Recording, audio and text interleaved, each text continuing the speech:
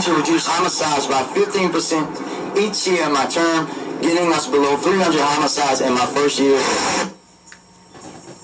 You want answers? I think I'm entitled. You want answers? I want the truth. You can't handle the truth.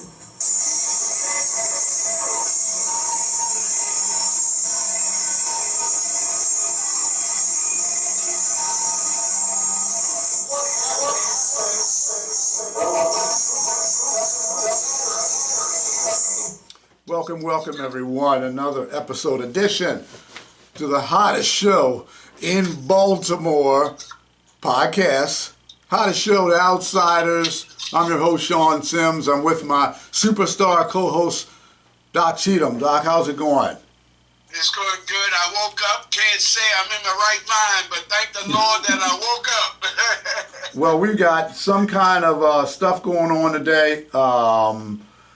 This city, this mayor's race, we're going to talk about that. Of course, we're going to go over what happened with the Ravens, our team, and we have a special guest, Bob Wallace. Bob Wallace is going to be our special guest today. He's running for mayor. He's a mayoral candidate, and we're going to have him on as well today. And let's get into it, because we're going to be giving Bob a call in a little bit to get him on the show. Of course, we do this, huge Ravens fans. And what they did, Doc, I mean, it was a massacre. The other team should have threw the white towel in.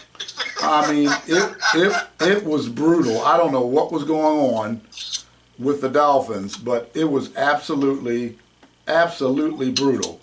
And Steelers coming up, so we'll see how that goes.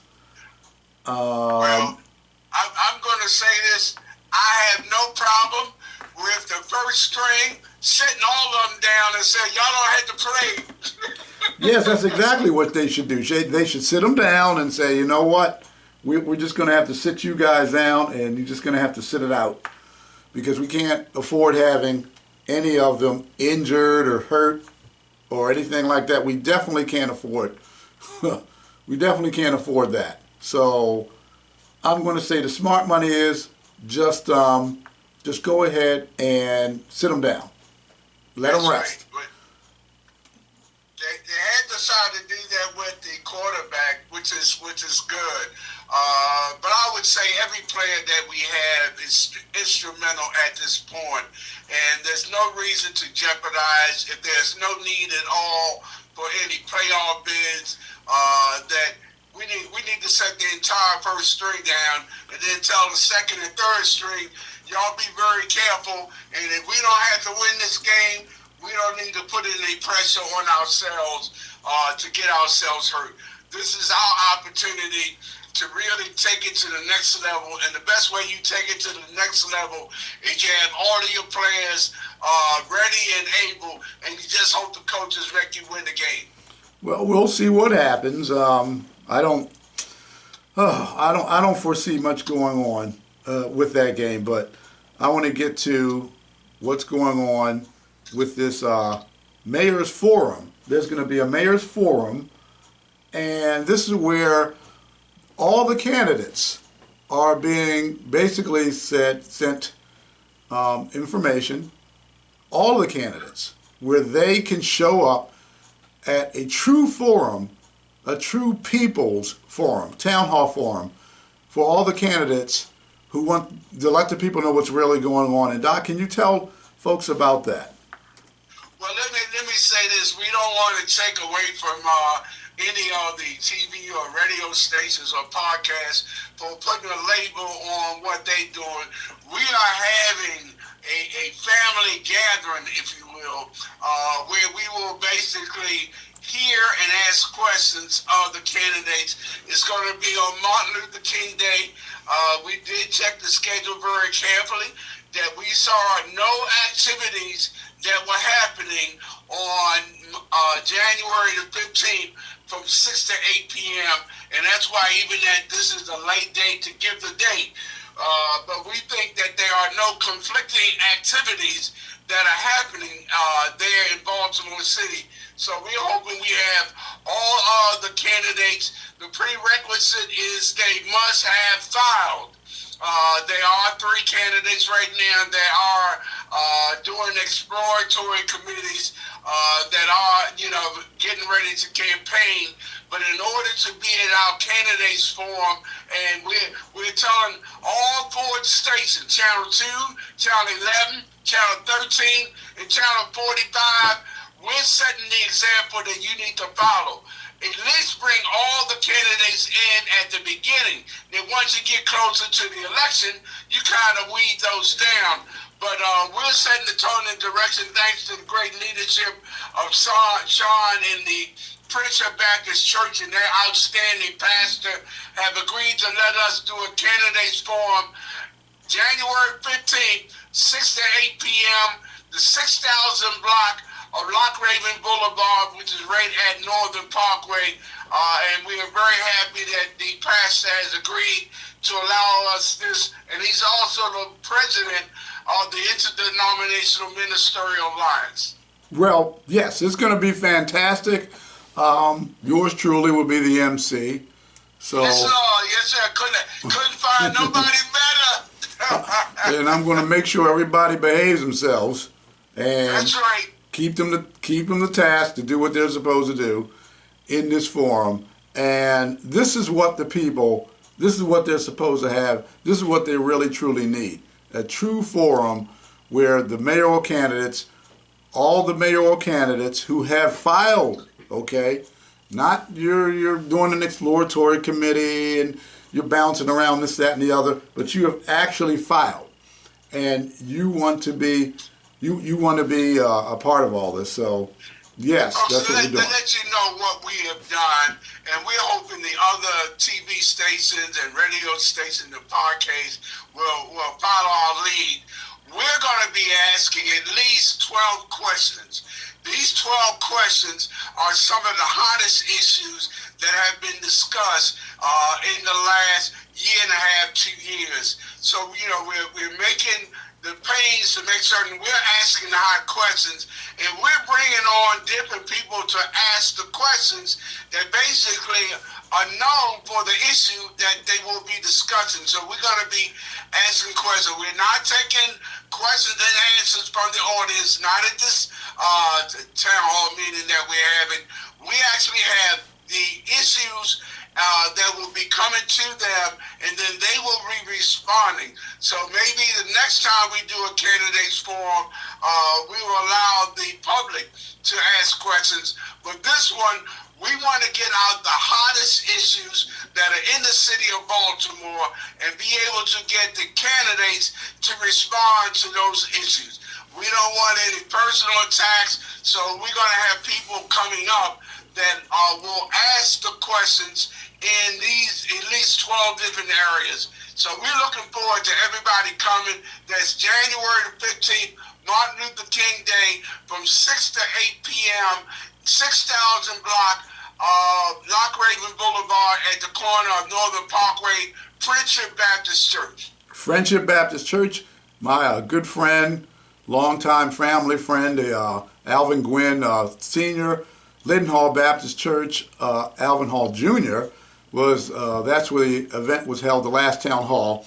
So I said, when I saw it happening, I said, Doc, let me give Alvin Gwynn Sr., Pastor Gwynn, let me give him a call, since Sheila Dixon's PR company, her public relations company, agency, Fox 45, since they're just setting this thing up for her, why don't we actually do something that's fair and have a town hall where all the candidates who are running for mayor who have filed. If you have not filed, then has Brandon filed yet? Has Slim Shady filed? Right now, of the 3 candidates we are hearing entering their name, there are only 3 out of about, I think 11 have officially filed. I think the mayor has not filed yet. I know through Vic Naraja has an exploratory committee. He hasn't filed yet. we did get an email from a guy. I keep thinking his last name is Moore. Michael Moore. I think he ran 4 years ago. Mm-hmm. He indicated, I got an email from him because he got an email back from me and we filed. That was the question I gave him. And he claims that he will file by the 12th. So we're just saying that in fairness to everybody, that you must be a filed candidate to run. You know, if you're thinking about running, you know, keep thinking. But the prerequisite in being in our candidates form is you must have filed. Mm-hmm. And we're going to be asking hard questions. We're asking folks if they want to video it, they want to Facebook it. Feel free to do it as long as your taping and doing what you're doing does not interfere what we're doing, because I'm really pleased that we got probably the best talk show folks on podcast, and that is Sean. We got him as a master of ceremony, so we know everything will be right in order. Yes, like I said, I'll make sure that everybody behaves themselves, does what they're supposed to do, and no monkey business going on with the outsiders. But what we're going to do, because he's running for mayor, Bob Wallace, businessman. Bob's a good guy, family man. Definitely compared to Slim Shady or Slick Sheila. He's definitely much favorable in my eyes. I'll take this. I'll say all the other candidates. I'd rather have any one of the other candidates than these chuckleheads that are in now, but Brandon and then, of course, formerly Sheila. So let me go ahead. I'm queuing it. I'm pulling him up as we speak, and I'm going to call Bob Wallace. He should be waiting. I said, Bob, it's going to be about quarter after. Of course, this is our podcast, so we're taping. And before I do that, real quick, there was a bomb threat that I'm getting, a possible bomb threat at the Circuit Court for Baltimore City. This is Thursday. It's about 1:15. So we don't know what's going on, and hopefully we'll find out more later about this possible bomb threat or hoax. I don't know what's going on. Okay, I'm giving Bob a call now, and we're going to get down to business here on The Outsiders. Mayoral candidate Bob Wallace. Bob Wallace. Oh boy, there he is, Bob Wallace. Hey Bob, got you on the line. Doc's on the line with us. We're The Outsiders. How's it going, man? I'm doing pretty good, buddy. Keeping busy. Trying to change the city and put it back in the hands of the people. Back to the people. I want to get straight into it because I know you don't have a lot of time. This guy is so busy. I had to squeeze. It took you long enough to get on. I'm trying to get Bob on the show. I'm busy. Okay, but I've got you now. But here's the thing. With your campaign, Sheila, Dixon, Sheila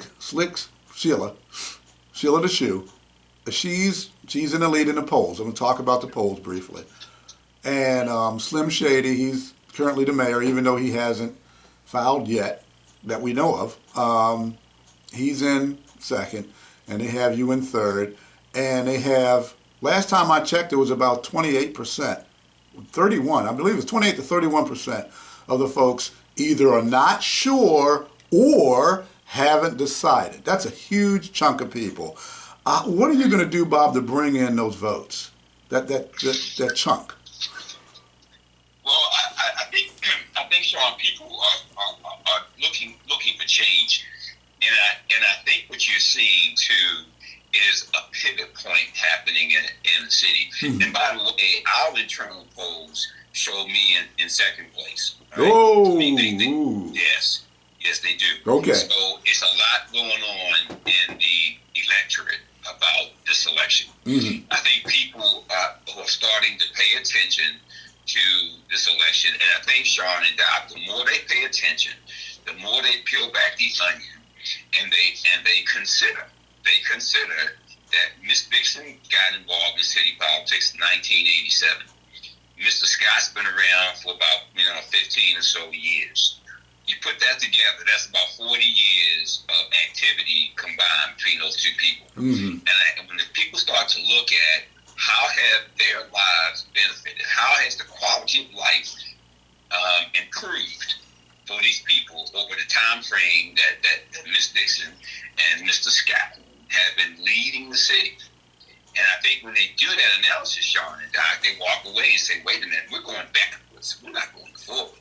And so I think that the more people are paying attention to what's happening in this election and what the performance has been of my opponents, then they are taking a deeper look at Bob Wallace. And I think many people like what they see. Well, this is what I've stressed, and I've stressed this from day one on the show, is that there are other candidates in the race. You don't have to keep picking from the cesspool known as the Baltimore City Council, because Brandon came up through the cesspool. Sheila was a teacher, and eventually she got mired in the cesspool as well, and we saw the results of that. So you as a candidate, the other candidates, I've stressed, take a look, vet everyone. Bob Wallace is a serious candidate. He's got the makings of a great mayor. Some of the other candidates have the makings of a great mayor, but my stress was stressing the point of turn away from the cesspool of Sheila and Brandon, and let's get someone in there fresh. At this point in your campaign, what are you focused on doing? So the key thing is, if you peel back the onion, Sean, that's a great question. If you peel back the onion about what is wrong, what's going wrong in the city of Baltimore, if you peel back the onion on poverty, you peel back the onion on violence, on public safety, if you peel back the onion on vacant housing, if you peel back the onion on poor health options for our people, if you peel back the onion of a transportation system which does not help working people get from their homes to their jobs, what you will find at the root, Sean and Doc, is economic inequality. The fact of the matter is that Baltimore has grown its economy, but it has not benefited the majority of the people in the city. And they happen to be majority African American people, working people trying to get by. So what Bob Wallace, what Mayor Wallace is going to do is to build an economy in the city that will not only benefit the educated and the affluent, but that will benefit those who are working every day, trying to educate their kids, trying to buy their homes, trying to participate in the economy. That economy will benefit those people. One of the things you've seen, Sean and Doc, is where we as a city invest our money. You know, my dad used to always say, follow the money. Follow the money. Follow the money where the city historically, under Dixon, under Scott, where that money go, it goes to these developers. It goes to these big projects, right? They look good on paper and they're shiny and they look pretty, but how much do they benefit the working people of Baltimore City? Not very much. So we have to change how we think about the economy. And there's nobody in this race, man, who are running for mayor who's more qualified in terms of creating jobs, building an economy, bringing in technologies that will be the foundation for which we build an economy in the city. Baltimore has so many assets to our advantage. We've got Morgan State University, we've got Johns Hopkins University, we got Compton, we got CCB, we got one of the deepest ports on the eastern seaboard. We are in a 400-mile radius of one of the largest markets on the planet, and we're 30 minutes away from the seat of power for the entire world. So we have so many assets that we have at our disposal. The problem we have is this. If you want to be a world-class city, man, you got to have world-class leadership. If you want to be a world-class city, you got to have world-class leadership. And what Bob Wallace is trying to bring is world-class leadership that will allow Baltimore to be a world-class city where everybody in the city can benefit from prosperity. And if you look at my competitors, you look at Dixon, look at Scott, look at other folks in the race, and God bless them. I love them all. They're all great people. But none of them is as qualified as I am to build an economy for the city to benefit the people. Well, this is what I wanted to ask. And people have been talking, and we're the outsiders. I go right, we get the information out, and we're fair in what we do. But Sure. I want to get it out on the table because people keep bringing this up. To me, So I'm like, okay. With the residency, people were saying Bob doesn't really live in Baltimore. I'm like, no, that's not true. You got.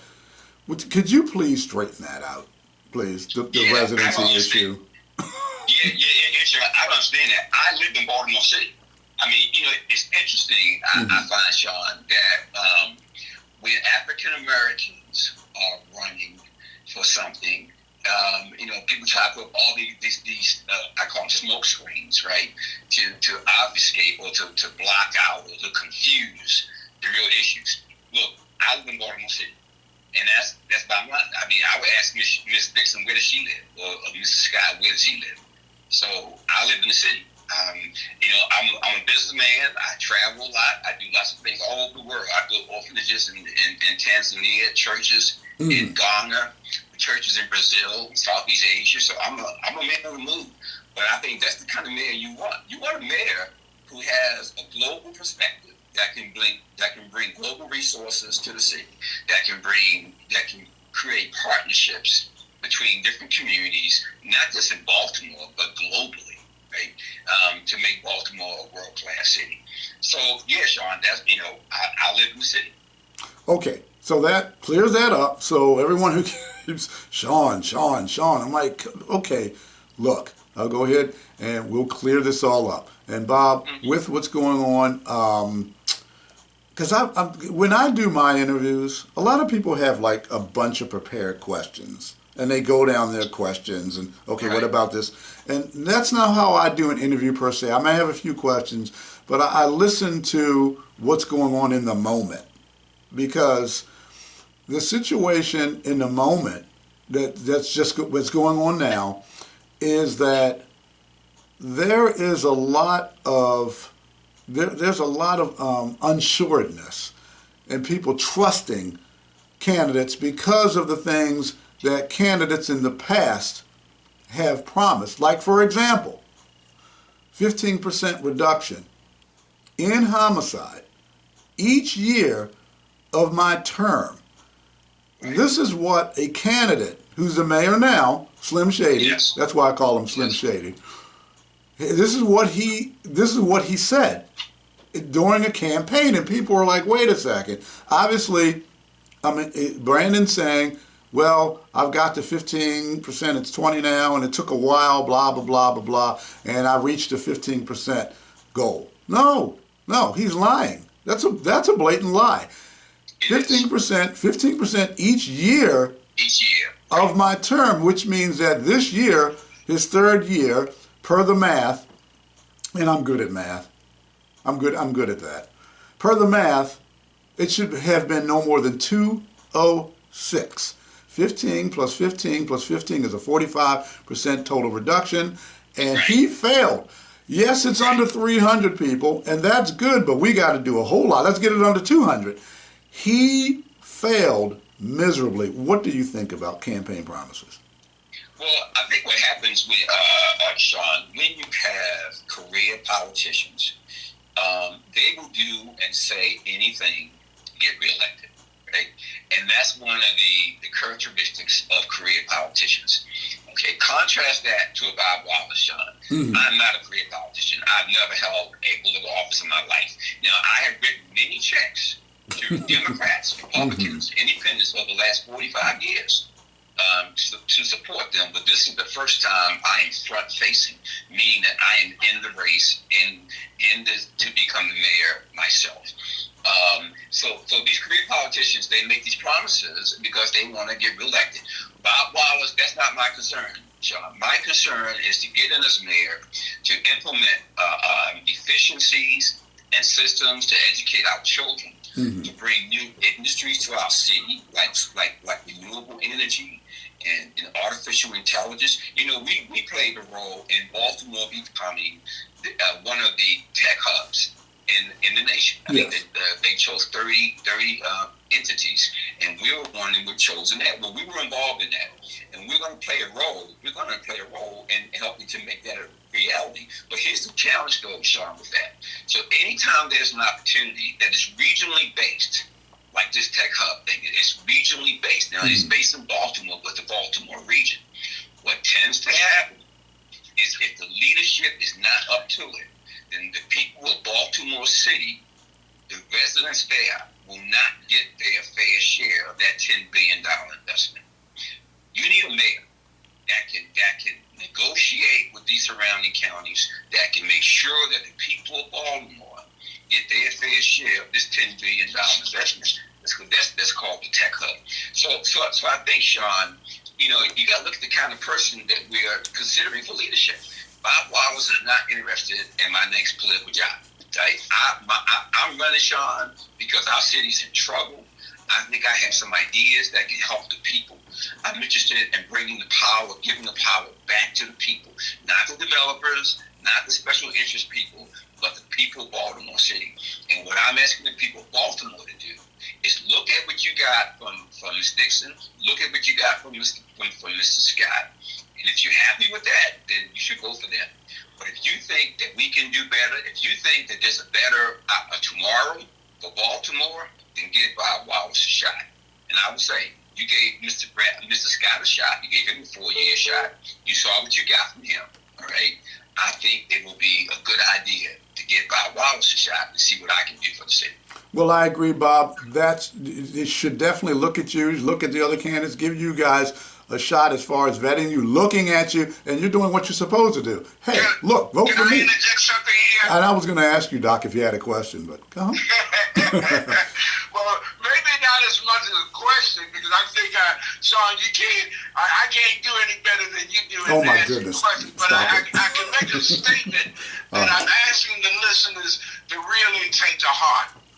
We're in the condition that we are in right now because of the incumbents. And I'm calling names. Sean knows he's giving numbers, I give names. We're in the condition that we're in now because we've had Brandon for 8 years at least. We've had Sheila for over 20, maybe 30, 40 years. Too much. And we're saying we're in the condition that we're in. Housing, unemployment, crime. We're in the condition that we're in now because they were in charge. Exactly. I'm sitting in the park and there's a sign, a food market. Well, Brandon, what the hell have you done to get us a food market? Right. Sheila, you could have built 5 food markets by now. And I'm saying, folks, that's a question that we had to ask. Why are we in the state that we are in? And is it not for the incumbents? We need a significant change. We need better and more in 2004, and I think Bob is the answer. And I'm saying it publicly. I think Bob is the answer at this point. Bob, I appreciate that, Doc. I really do. I'm sorry, Sean, go ahead. Bob, I want to ask you a question, and I like what Doc just said because he's correct. But I want to ask you a question. When it comes to the CEO, I have ripped and torn her apart on my podcast and on my show, as she rightly deserves to be, Dr. Mengele, because that's what he did. He tortured kids in those death camps. And this woman has tortured the Baltimore City children, as far as I'm concerned, with what she's being rewarded. Almost $500,000. She's getting a raise and so on.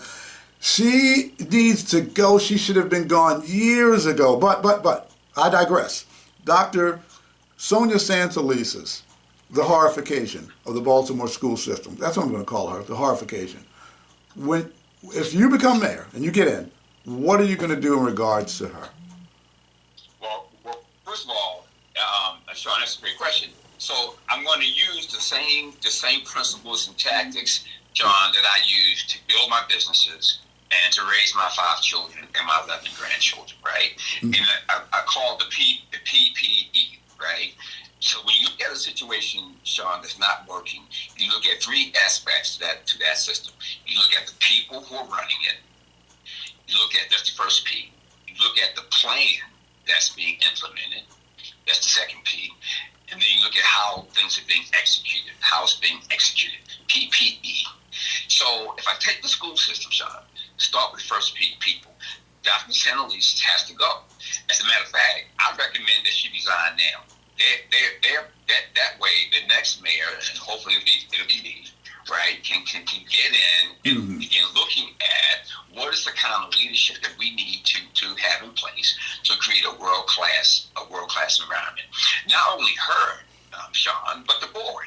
The board, if Mayor Wallace, that board has to change, right? There's going to be a new board. Now, there are two positions that the people like. I can't change that. But the ones that the mayor elects, I'm going to have men and women in there, Sean, that understand economics, that understands industry, that understands education, and the importance of a prepared workforce. Those are the kinds of people I'm going to have on that board. And then we want to have the execution of a plan that involves these three tracks. Okay, we're going to have one track for kids who are destined to attend college, and that's okay. We're going to have a second track that for kids who may have an interest in the trades, like electrical or carpentry or heating and ventilation, all those kinds of things where you can make a very, very good living that way. But Sean, we're going to put in a third track, and that track is going to be an entrepreneur track, where we can start preparing our children who have the leaning to become entrepreneurs, that we can start training them on that track so that when they graduate at year 12, they're in a position where they can start the businesses in our city that we're going to need to have in place to rebuild our city. See, we're going to rebuild Baltimore, but what's different is we're going to use the people of Baltimore to rebuild our city. You know, what gets me, Sean and Doc, when I'm driving around the city and I see construction going on, building going on, and then I look at the workforce that they're using to build, and I say, these people are not from Baltimore. So we're taking an economic opportunity building, right? But it's not flowing down to benefit the people of the city. That has to change. That is a leadership void that happens here in the city. And that's why the current mayor, the previous mayor who got convicted, they are not the right people to take us into the future. And that's why I hope the people of Baltimore will pay attention. You know, my dad used to always tell us, he said, when somebody tells you who they are, believe them. Exactly. Believe them. So Miss Dixon and Mr. Scott, over 40 years combined, they have shown you who they are. You know who they are. And if you don't like what you see, then now's the time for us as a city to pivot, right? And take a different pathway to the future. And I do believe, man, that by God's grace, I think I'm that person. I think I'm the person that we need right now at such a time as this to take our city into the future. And I hope that the people of Baltimore will give me a chance to do that. Well, I want to ask another question. How much time do you have, Bob? I know you're a busy man. As much time as you need, Sean. Okay, You're my guy. Okay, I'm going to do this. This is what I'm going to do. I'm going to ask you this question, and then I'm going to play a clip, and I want you to comment on it. But the question is in regards to Ms. Dixon, Sheila the Shoe. Now, people keep telling me, and I literally just did earlier this morning, did Donnie Glover's show, and Donnie kind of got on me about the fact that I brought up the gift card scam and the midnight meeting, and I guess he was trying to scold me in some way about artistic or journalistic integrity, etc., etc. First of all, Donnie, I tried to tell you while I was on your show, and I'm going to tell everyone now, when I say something, you better take it to the bank, Jack. I know what I'm talking about. And I get my information firsthand if I haven't seen it myself. So don't worry about that. I know what I'm doing. Now, when it comes to Sheila the Shoe, people keep saying, Donnie said it as well, hey, that was so long ago. Wow, it was so many years ago she did it. She's apologized. Oh, wow, I don't really even care about that. Why, Sean? Why? You keep bringing it up. The gift cards. Oh, I don't care. And I told him, I said, look, you don't let the fox back into the chicken coop. You can forgive people, but she needs to move on. Move on. Right. And I should have brought it up. You should have asked Donnie the hard question. Ask him, had he ever been paid by Sheila Dixon's campaign? Ooh, ouchie. That's what should have been asked. I bite my tongue on issues. Oh. You know, on Donnie Glover, my friend. But Donnie Glover, you're a Sheila Dixon supporter. I know he is. But that's why he was giving me, I mean, I can deal with Donnie or anybody else for that matter. But what I said to him is, first of all, like I just said, you don't let the fox back into the chicken coop, into the hen house. And in regards to forgiveness, sure you forgive, but it's time to move on. And Yolanda Pulley was on it as well. I want to say it real quickly. She made an interesting comment, and I agreed with her. Well, yeah, I mean, but that doesn't mean, what did you let Catherine Pugh come back? And I wanted to add Dick Nixon. When he was alive. Did you let Dick Nixon come back as president, run again?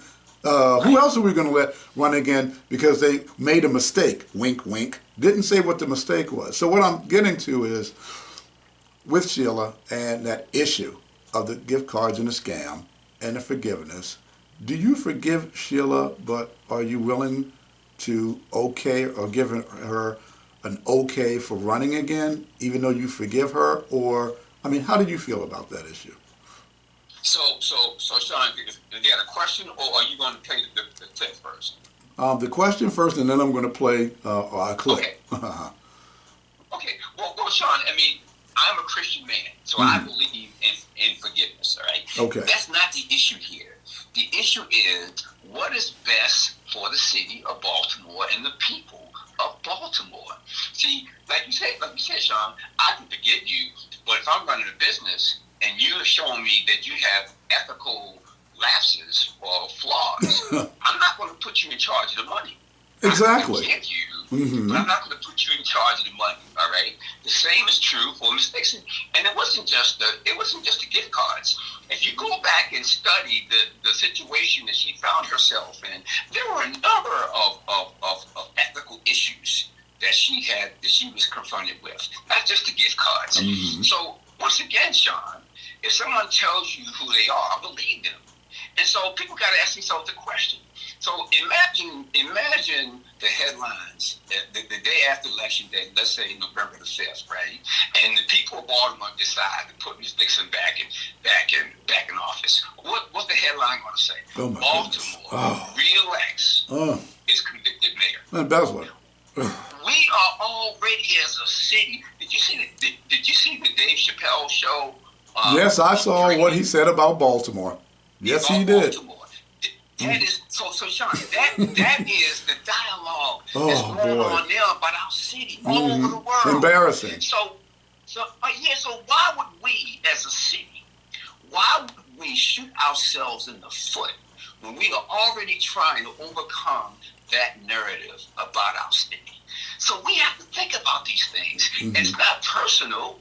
I mean, God bless her. I hope her life is great and she does great things. But that doesn't mean she has to be mayor again of Baltimore City. Exactly. It doesn't make any sense. It doesn't make any sense at all. I agree. What you said was so poignant, and that is a sensible way of looking at things. And I'm going to play this clip real quick. And let me go ahead and cue it up. Okay. Reimagine our policing practices under our federal consent decree, building out Baltimore's community violence intervention ecosystem. When we announced the plan, many of you remember, I set the goal of achieving a 15% reduction in homicides. And Sean, I can't hear that well. I can't hear it either. Okay, guys, this is what I'm going to do because I'm having a little tech problem. What happened is this, because Brandon was talking about he wanted to do 15% reduction, like I said, in homicide, and he was talking about what was going on with the 15% or 20% reduction that recently happened this year or last year for 2023. And I went over the numbers. Real quick, and I'm going to go over them again, just like I did on Donnie Glover's show. I didn't get to finish. But 2021, he promised 285 homicides because in 2020, there were 335 homicides. So 15% reduction would take it to 285 for 2021. That wasn't it. It was actually 334. 2022, the actual was 329. The promise was 242. Now let's get to 2023. The promise was 206. Okay, it was 263. It's under 300. That's good. But his campaign promise failed miserably. And we talked about it earlier, but I did have a clip. The audio is acting up, but I did have a clip. And what's going on is that he's getting away with murder on that. And what recently has happened with the 263, everybody's touting, everybody's trying to take credit for what happened with the reduction in how, even though crime is up 13% from my figures, crime is up. Baltimore is a more criminally active city now than it was before, than it was last year for sure. So with all that being said, with the credit being taken, who do you think has credit for the homicide rate going under 300? Well, I think there are a couple of facts here, Sean. Number one is that across the nation, homicides are going down in most places. Not all places, but most places. So there is a national trend, right? The second thing, Sean, I would remind people of is we as a city, we're losing population. So there are less people in our city that can be killed, that can be shot, right? That's the second thing. And then the third thing is, what about the quality of life? People do not feel safe. See, you can play games all day with numbers, and I will. And to be fair to Mayor Scott, and I always try to be fair, Sean and Doc. To be fair, okay, if the numbers were going the other way, he would get criticized for that too. Okay, the numbers are going in the right direction, and that's fine. But don't let the numbers get in the way of reality here. The fact of the matter is, our city is still very unsafe. People don't feel safe. Right? And so let's not get confused by these numbers, because numbers can play games. So what we got to look at is, how do we feel as people, as citizens? Do we feel safer? I don't think so, Sean. I mean, I have employees in my company who are afraid. They work, they leave work, they go to the supermarket to pick up food, and they go home and they lock the door and get in for the evening. They're afraid to come out. Right? That's a problem, Sean, because you cannot build a society and a city based on fear. And what we have now is a city that is fearful. They're fearful for their safety. They're fearful about their children. They're fearful about their economic future. They're fearful about their health care. They're fearful about how we as a city are being perceived, not only across the country, but around the world. I was in China, Sean, right? And when I was meeting people, and they heard that I was from Baltimore, you know what their first question to me was, Sean? What's that? Is it really as bad in Baltimore as they say it is? Yeah, I'm in China. I'm in China, and people are saying that. So we as a city, we gotta wake up. We gotta wake up and say we can do better than this, and we have to do better than this. Yes, we definitely have to do better. Maybe I can ask the question of both of you at this point, and that is, I agree, that credit can be taken for the reduction in homicides, but if you take credit, do you also not have to take the blame and responsibility? In the Western District, we lost 41 lives in our district. 41. There was an increase, not a decrease, an increase of 28%. How do I go to the neighbors that I have and say, oh, don't worry about it, we just lost 41? I can't tell that to any family member, that, oh, we just lost a few in our area. 41 people is a lot. And I'm saying, if you take the credit, should you not also take the blame? Amen, Doc. Exactly. Amen, Doc, that's a key point, and that's the definition of a true leader. A true leader, because a true leader says, "I'm responsible, I'm accountable, no matter what. So whether the sun is shining or it's a cloudy, rainy day, I am the leader. I am accountable." And what I find in these leaders today, the current mayor and others, they're like sunshine leaders, right? They only lead when the sun is shining. But when the stuff hits the fan and people are dying and there's blood in the streets, they're nowhere to be found. When our kids are not educated and they can't read and can't do mathematics, they're nowhere to be found. See, I'm a mayor. I'm the kind of mayor, Sean and Doc, that good or bad, I'm your mayor. I'm accountable. I work for the people of Baltimore City. And that's what a true leader does. And then that's by Wallace. And I'll take the hit. I'll take the heat. I'll take the arrows because the people deserve that. That's what leaders do. And we haven't had those kinds of leaders in a long, long time. Well, I agree with the leadership. Now, here's another thing with leadership. With leadership, not only does it involve responsibility, but it also involves a leader who cares and does what they said they're going to do in order to help people in situations. And we had a situation at the town hall that we recently had at Leadenhall Baptist Church. And towards the end of the town hall, young lady got up, talked about her situation where she was living in her car, and she was a vet. My father was an Army Ranger and a veteran. My grandfather was a World War II veteran. And she was telling her story, and people obviously were moved by what she was saying, because that's a shame. She's a vet, and then you have people just walk across the border and they get health care, everything else, and taken care of. And this woman actually fought for our country as a veteran. And she said, now here's the thing that really, this really, I'm just going to be frank with you. It pissed me off. And what she said is this, not what she was saying, but what happened. She went to Sheila Dixon. She had been living in her car for 8 months. She went to Sheila Dixon 6 months prior. And Sheila Dixon said that she was going to help her and did nothing. This is what she said. She said she didn't do anything. She said, I already went to you. I went to you 6 months ago. She's still living in her car. And then when the cameras are on, because the cameras are on now, the voice was raspy because she couldn't talk, you know. So I can get Christina Flowers to help you.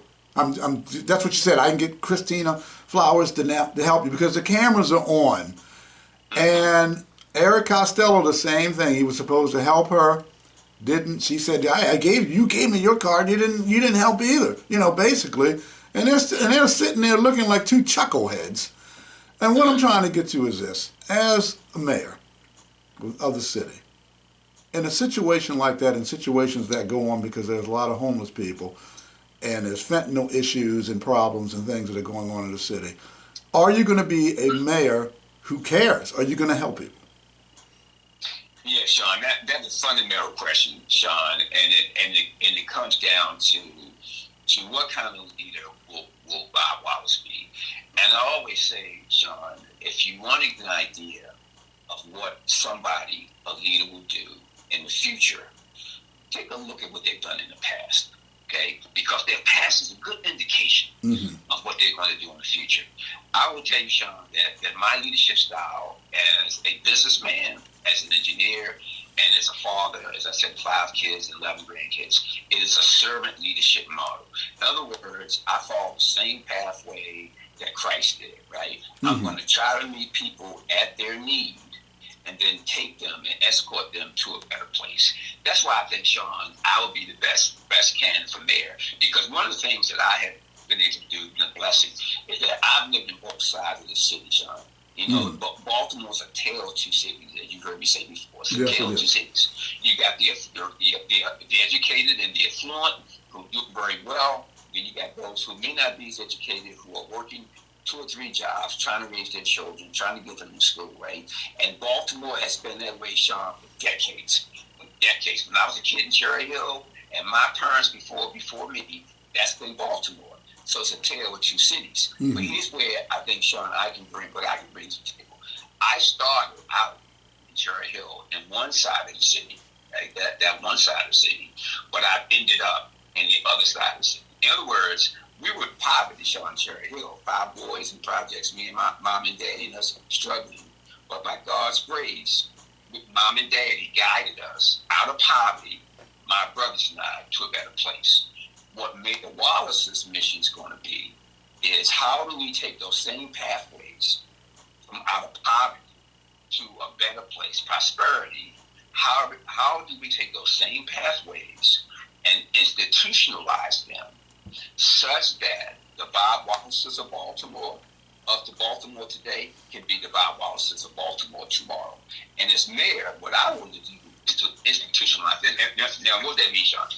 It means that when I institutionalize it, what it does is I put in systems and processes and environment where success becomes the norm and not the exception. Okay. You see, when I institutionalize it, and that's what the mayor has to do. And so, Sean, my leadership style is a servant one, where I humble myself and I get down. I get down with the people wherever they are, and we together walk forward into the future. Well, I want to make a very important point of what is happening right now. The only reason it isn't flying completely under the radar is because of the outsiders, because we brought this topic up. And I even asked Sheila Dixon at a town hall about the situation that's going on in the city about the employees and their civil rights being ripped from them. I mean, there are horror stories. And Bob, I'm going to go over with you later on, probably with not this week, next few weeks, what's going on.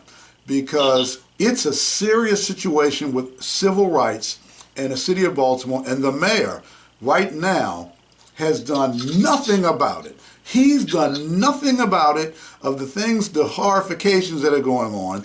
Sheila Dixon, I asked her, hey, if this is the question I asked her, Bob. I asked her, okay, if you have a situation where someone is being harassed or discriminated against in a work situation environment, sexually harassed with a woman or man, either, whatever. And what would you do? What would you do if that was going on? And she goes, well, I used to have a brown bag. I would just brown bag, and I would meet people, and then I could just give them, I don't know, I guess give them to the Inspector General, and we'd have a brown bag, and we would talk. As mayor, let me ask you the same question. If one of your employees or an employee or you found out about sexual harassment, discrimination, retaliation, so on, taking place within City Hall, within your government, what would you do? So for me, Sean, and again, if you want to get an idea of somebody of what they would do in the future, look at what they've done in the past. In my company, Sean, that I started and built, we've had situations where there have been complaints, whether it was racially driven or sexually driven, right? And as a leader, as a CEO, number one, you make it very clear that kind of behavior is unacceptable. Number two, what you make it clear, and you do, is that you will exert all the resources at your disposal, all the power you have to investigate that situation, right? And determine the facts, and then make a decision such that that does not happen again, or that the person who has been aggrieved, right, is made whole. I mean, those are the things that you do when you have an organization and where somebody may be treated unfairly. And that's what leaders do. And you follow the data, Sean, wherever the data takes you. Okay, you follow the data, you follow the facts. And then once you get the facts, then you make a decision, deliberation on what needs to happen in order for that situation to never occur again. And people got to understand, Sean, that there are consequences to behavior that is contrary to what the organization, or in this case the government, is trying to do. And the leader has to make that clear. Make it clear and make sure that everybody understands this leader, this CEO is going to hold us accountable. And that makes a big difference in how organizations perform. So it's tied to performance and efficiency and who we are as a people, right? We got to convey, communicate. This is who we are as a people, as a city, and as a community. And it starts at the top. If you want a world-class city, you got to have world-class leaders. Well, I agree wholeheartedly. Doc, do you have any, well, you had a concern, or you made a statement, but do you have any questions? Considering what Bob just said, Bob Wallace, we're speaking with Bob Wallace, he's running for mayor of the great city of Baltimore to make it a better city. I guess I would look at one of the articles that are in this week's Afro-American newspaper, and like to hear Bob's comments that a number of us community leaders that are presidents of our neighborhoods have declared this issue dealing with our youth and crime a state of emergency. But we've not heard the mayor say that. We've not heard the city councilman, the state senators.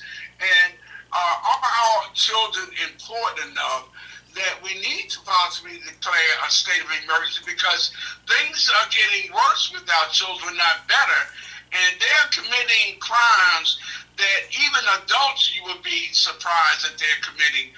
Well, what's your feeling on this youth issue and the crimes that they are committing? What's your solution for it? Absolutely, Doc. Well, first of all, I mean, it's not surprising that the current mayor and leadership do not want to declare a state of emergency, because this is an election year, okay, and people are trying to get reelected. So that's not something that they want to have to deal with, even though that's what needs to happen in terms of the city and our young people and the quality of life that we're experiencing. I mean, any reasonable person who looks at this situation, Doc, who looks at the level of violence and carjackings and homicides and violence and disrespect of our elderly and our women, anyone with a reasonable mind will look at that and say, we're in trouble. We are in a difficult situation. This is a state of emergency. And so that's what we have to focus on. Because when we do that, once we declare that, then it allows us to marshal and move resources at our disposal to point them and put them in places that's going to have an impact on that. So clearly, Doc, clearly in our city, too many of our young people are dealing with trauma every single day. And that trauma, if it's not dealt with, it will lead to this violence. It will lead to this dysfunction. It will lead to this hopelessness. So we have to deal with the root cause there, Doc. But concurrently, we have to deal with the reality of the present. And that is that young people have to understand that if you cross this line, that there are going to be consequences to those actions. When I was a kid, Cherry Hill, and we had guys who went sideways, you know what? There were consequences. Now, what's different, though, and what will be different under Wallace administration is, you know, when I was a kid, we had places called Boys Village, right? So young guys like I was a knucklehead when I was a kid, Cherry Hill, in many ways. You know, you went sideways, and you made a mistake, did something wrong. Versus going into the criminal justice system, you went to what was called Boys Village, right? And that way you put them aside, help these young men, primarily young men, to help these young men to rethink their lives and rethink their decisions and hopefully get them on track. So I'm not saying moving into mass incarceration, but I am saying that young people need to understand the consequences when you make a choice that's going to hurt people. I got to deal with you differently there as mayor than I would upstream, where I can help you deal with your trauma better, help you not make these bad choices. But it's both and, Doc. You got to do both. Bro, that sounds good to me. Yeah, that sounds good. Bob, I think we need to play that back. Bob, I want to thank you for being on The Outsiders, and what you said, very poignant. And we've had Bob Wallace on as our guest on The Outsiders, and Bob, thanks a ton for coming on the show. Thank you, Sean, and thank you, Doc. I appreciate you guys. Okay, man. Take care. I'll talk to you later. All right, God bless. Bye-bye. Okay. Now, that was Bob Wallace, and he's serious. He's serious about whooping Brandon and Sheila. What do you think about what you heard, Doc? Well, I'm cautiously optimistic. I've lived here all my life. I've never seen it this bad. And the folks that are running for mayor, are at part responsible for the conditions that we're in. We're in the plight that we're in right now because of Sheila and Brandon. You know, they can't say, oh, we take credit for what was done good, but we take no responsibility for what's done bad. And I'm saying we're in the worst state. I've been here all 73 years. I've been a voter, a taxpayer, a homeowner. And I'm saying I've never seen it this bad. And who did I put the blame on? The same people that are taking credit today for the reduction in crime. Do you not also take the blame if things are not going well? And yes, Brandon, I blame you. Yes, Sheila, I blame you. Because we're in the state that we're I said a whole lot has to do with because of those two knuckleheads. I just call it like it is. I call it straight. Brandon Scott has been a disgrace and an unmitigated, horrific failure. He's a failure in his campaign promise, and you can get up there, Slim Shady, and then talk all that trash like you are the best thing since sliced bread.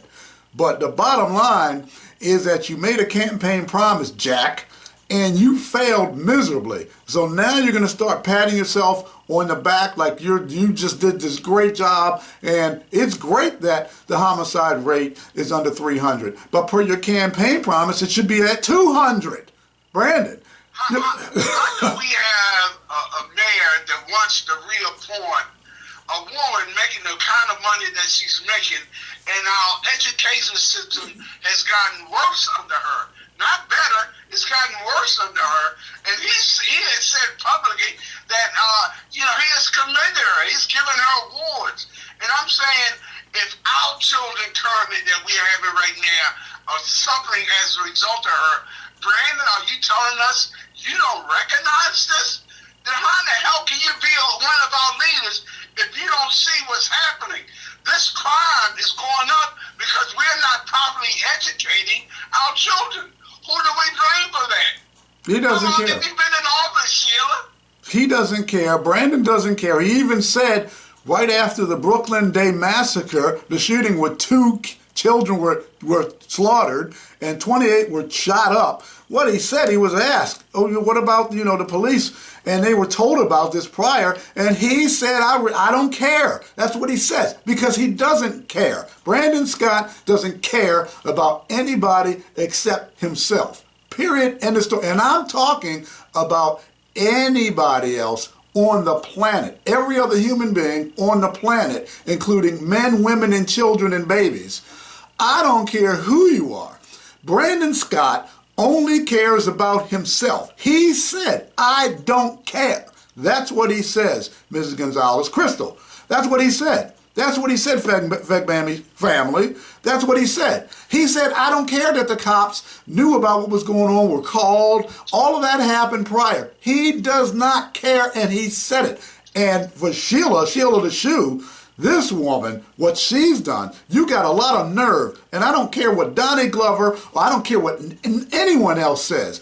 You got a lot of nerve for thinking that you can run and be mayor again with what you did to disgrace the whole city, to disgrace yourself, to disgrace your family, to do what you did, 12 indictments, and to think that, hey, I'm going to go ahead and I'm going to run again. You're arrogant. You're an arrogant, self-centered human being, and the only person you care about, Sheila Dixon, is yourself as well. You got these 2 cesspool creatures keep crawling through the Baltimore City Council system and keep becoming mayor, making the city worse and worse and worse, and then they get up on stage or get in front of a microphone and act like their stuff don't stink. When it smells to the highest parts of heaven, it stinks. Well, here's one question. I was actually the last, I guess you call it town hall meeting, but I can't call it town hall because the town was not invited. Exactly. But, the one concern that I have, and I'm hoping both the current mayor and the former mayor, Sheila Dixon, can respond to this. Where were you two, and what did you do when you heard about the illegal arrest in Baltimore City? Sheila, were you not the president of the council? Mm-hmm. Yeah. Brandon, where were you? It's ironic that we're not hearing, our elected officials, past and present, talk about what they did. Well, we're in a state of consent decree.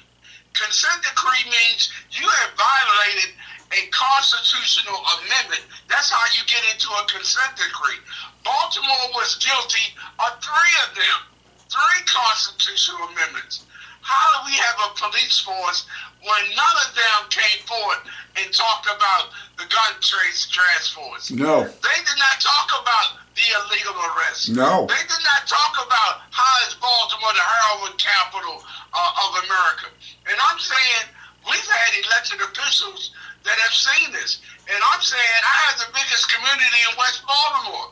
Well, guess what's not in West Baltimore?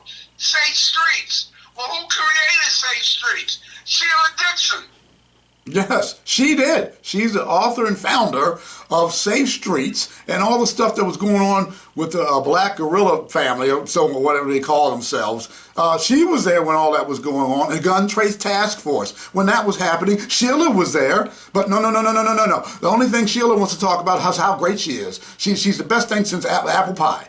That's all she wants to talk about. Well, when it comes up about her dirt and all the crap that was going on when she was mayor, she wants to get upset. Oh, Sheila, calm down, calm down. When somebody brings it up, she has to calm herself down. Oh, yeah, and Donnie, what you said about if Sheila Dixon, when she sees me, she's going to punch me in the face. I don't care what kind of third-degree black belt you are, Sheila. Do the same thing you usually do when I'm around, and that is turn around and run.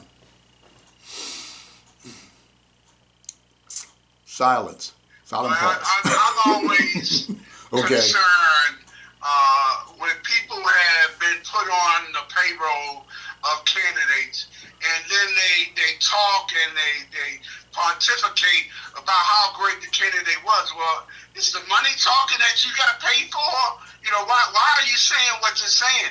Did you ever get paid to do and say what you're doing? That's a good question. And when somebody, you lose credibility with me when you did things because how you got paid. You know, ooh, ouch. I'm not working on anybody's campaign that I got a penny for. I refuse to do that. I'm doing because I think they're going to make improvements to Baltimore City. I love this city. Oh, and I'm saying we got people that do things only because they get paid. Well, I tell you this much. What's going on with the situation with Sheila the Shoe and Slim Shady, Brandon Scott, the integrity level, the lack of integrity. I can't even use the word integrity when I say their names because I don't see where there's any integrity. And yeah, we have, in Sheila's case, we have some of the same, people we know and friends or whatever. But I told them point blank, full disclosure, let Sheila know that this Conaway family, with what they're doing with my family, this family issue, I told them, don't tell her to get away from the Conaways. Get away from them because there's stuff that's going down. There's stuff that's going down that's going to come out. It's going to come out, okay, the things that have happened. And she doubled down on stupid. Ran and just gave him a big hug with her little pink Barbie outfit on. Geriatric Barbie, black Barbie. With a briefcase full of gift cards. And I couldn't even understand that. I couldn't even understand it at all. Okay, go ahead, Josh. I'm sorry. Can I make the quick announcements? Sure. This Baltimore City Afro-American newspaper, there is an article in the Baltimore section. It reads, Baltimore advocates, residents declare youth a crime, a state of emergency. Please get this week's Afro. It does have the article about state of emergency that neither of these other candidates are not talking about. But the other thing is Monday, January the 15th, from 6 to 8 p.m. in the 6,000 block of Rock River Boulevard, Friendship Baptist Church, there is a mayoral candidates forum. The first one that has been held. We're hoping there are some others. The first two. Hopefully the TD stations will probably take a lead from our community. But we need to hear and see all of these candidates. And when you get closer, you kind of weed down the candidates that you have. But right now, we have not seen them all. We've not heard from them all. And why not, at some point, introduce our community to who the candidates are and let us make an intelligent decision. Well, you're right, Doc. There has not been a true town hall or forum with the candidates. This public relations agency of Sheila's, the Fox 45, her public relations agency, for her only, really. They had a town hall, a couple of town halls, but we're going to have a real, true town hall with the candidates who have filed, who have accepted. I don't know why you wouldn't accept. Maybe you have a reason not to accept, but every candidate who has filed should be there at that town hall if you want to be mayor. If you don't want to be mayor, don't show up. If you don't want to be mayor of Baltimore City, then we'll know that whoever shows up, they really don't want to be mayor. I learned something from some other candidates, including the great Larry Young, that once we know how many candidates we had, and we think that maybe one, maybe two of the candidates were not deemed it appropriate that they will be there, but guess what? We're going to put their name on an empty chair to let you know they're missing in action. Exactly. They're not there. Well, Doc, before we go, what issue do you have that's sticking in your craw that you want to get out? Now, I know you got the bus line, the brown line, and you have that, and some other things that are going on, and of course we have this Mayor's Forum coming up, but is there anything you want to let the people know that something's going on? I would say I'm very disappointed in the GVRS. I'm very disappointed in Muncie because it appears as though from the Southern District Police meeting that we went to a couple of days ago. Yes, I was there. It looks like thousands, if not millions of dollars have been spent by them. And, you know, for my community last year, no, it wasn't last year now, because we're in the new year. Year before last, 2022, our crime, our homicides actually went down to 32. This past year, 2023, our homicides went up 28%. And we have elected officials, starting with the mayor, patting themselves on the back, which I don't have a problem with. I do have a problem with if you take the credit for what was done, are you not then responsible and should take the blame for the harm that was done? And I'm saying I live in West Baltimore.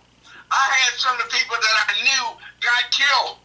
41 people lost their lives that were living or were actually in West Baltimore when they lost their lives. Not Antonio Hayes, the state senator, not James Torrance, the city councilman, have said a damn thing about all of these people that lost their lives in the districts that they represent. Of course not. I haven't heard the mayor candidate. I haven't heard the other candidates talk about it. I have heard our candidate that we just had talk about it and talk about it very strongly. And I'm saying I live in West Baltimore all my life. And I'm saying I would be remiss if there's an elected leader, a representative of West Baltimore for Matthew Henson, that I did not speak out vehemently. And the fact that the Baltimore Western Police District during the month of September and October of this past year had no telephone service working for the public. Exactly. My community lost 3 people. 3 people during that period. We do our own crime plan because Sheila State Streets never covered my neighborhood. But I'm the biggest neighborhood in West Baltimore. And I'm saying, if I don't hear elected candidates that are running for mayor talk about this injustice, that we pat ourselves on the back for districts, but the Western District, you don't even talk about it. So I'm saying, y'all took credit for us for 2022, but you take no blame or responsibility. And I'm saying, as the Godfather said, I'm going to blame some of you. And I'm blaming some of you that are my elected officials that you said and done nothing. I'm talking about you, Antonio Hayes. I'm talking about you, James Torrance. Why haven't you done or said anything about the 41 homicides in the Western District that you represent? A 28% increase, not decrease, a 28% increase. You're missing in action. You don't deserve to be in office. No, they don't. The reason they're not saying it is because they're a couple of jag-offs. That's why they're not saying it. They're not saying it, and it's their district. This is going on with crimes going up, And homicides have gone up, and crime in the city overall has gone up. Baltimore is the dirtiest city in America. Baltimore is the worst run city in America, and the reason for that, a huge reason for that, is because of Slim Shady Brandon Scott and Shifty Sheila the Shoe Dixon. That's the reason why that Baltimore is in the horrific state it's in, and the education system in the city, Santa Lisa should be fired. Get her out. Get somebody in there so every child can read and write and be proficient in math. That is what needs to be happening. What two candidates have not filled out the questionnaire that Matthew Henson creates when candidates run so we can determine whether or not they support our issues or not? But what two candidates have not filled out Matthew Henson's questionnaire? And of course, we're talking about the incumbent mayor, and we're talking about Sheila Dixon. There you go. Why are they not even seeing fit to respond to our questionnaire? You know why? It's saying they don't really care about communities that speak up and do things to support their own communities. But they want to get elected and represent us and make money from us. But they really don't want to really answer the questions coming from the community. This is what they're saying. By not filling that out and not doing it, this is what I believe, this is what they're saying. They're saying that, look, we don't have time for that nonsense. We're better and above all of this. We're just going to do what we want to do, and that's it. We really don't care about you people. Doc Cheatham, Matthew Henson, the community, they're literally saying, they're thumbing their nose and saying, we don't give a rip about you, and we don't care that you're telling people that we haven't filled it out. We don't even care that you're telling people. So go ahead and tell people that we're not filling it out because we really don't give a rip. That's what they're saying. That's where I take it. It's an insult to the people. I think there ought to be repercussions, as they would say, when folks tell you to your face, we really don't care about you. Yeah, we don't care. The fact that we have a state senator, Antonio Hayes, we got problems with crime and kids right now. And Antonio Hayes went around telling folks that our community did not want a skateboard park. That's a lie. We've had hundreds of people saying we need a skateboard park to give us things to do, so we won't be out carjacking folks. That's a blatant We're lie. saying we got elected officials that are really doing us a great disservice. The bike lanes. Whose name is back on that? Antonio Hayes, James Torrance, and James Torrance. There we go again with these two jagoffs. Here we go again, and it just keeps going on and on and on and on. People, you need to get rid of these people. The next time the election comes up for them, their names, you see their names. You should be cringing in horror when you get the ballot and you see their names. It should be like Dracula and garlic when you see their names. Because that's how horrific and bad these two jagoffs, Knucklehead is, Pumpkinhead and Pigpen. So I don't know why you would vote for these people. It's so frustrating to see people vote for people who are absolutely worthless human beings, and they vote for them. Anyway, I digress. Doc, what we're going to do is, you know what? I might do a video this week, one of my 5-10 minute videos on something. That spoof of Sheila, people loved it, with the clothes being thrown at her and what happened on that interview. I did a spoof of that, and Kim Klacik thought it was hilarious. I was on her show with Wendell Freeman. I'm giving Wendell some campaign advice. I'm helping him out. So we were on the Kim Klacik show. She showed us a great time, had a wonderful time. She's a fantastic host.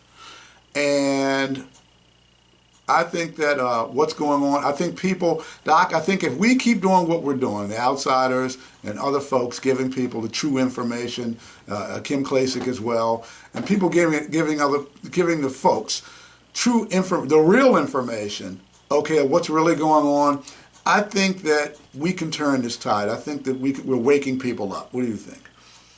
I think without a doubt, the emails and text messages I'm getting, I can't usually spend enough time at the end of the day answering them all because I guess the concern that they had and the agreement that they appreciate how we're trying to bring the real news to folks, the rest of the story to folks. And Sean, I'm just so honored that you would allow me to be a part of this because we're exposing the injustices that are taking place in this city. And some of the people that we have put in office and paid money for are part of the injustices that are taking place. You know, how do we have 1/3 of the citizens in Baltimore living in a food desert? Well, Sheila, Dixon, what have you done?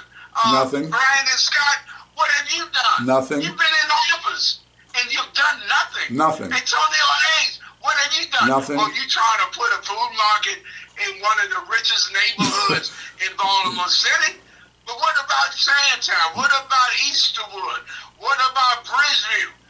You're forgetting the rest of us, and I'm saying, folks, we got some elected officials that need to be put out of office. They need to be asked for their resignations. Post haste. Yes, I'm talking about you, Antonio Hayes and James Torrance. Post haste. And on that, Doc, has been another good show, and it's an honor. It's an honor for you to be on my show. You're a legend. The Doc is a legend in Baltimore City. So it's great to have you on, and when I can, I throw your name out there. Yes, and my co-host is Doc Cheatham. My co-host is Doc Cheatham. Don't let it get me. Don't let it get me. Oh, boy. But anyway, thanks, y'all. New year in 2024. Taking Care of Business Tour 2024, and that's what we're going to be doing this year. Thanks, all. God bless, and take care. Bye-bye.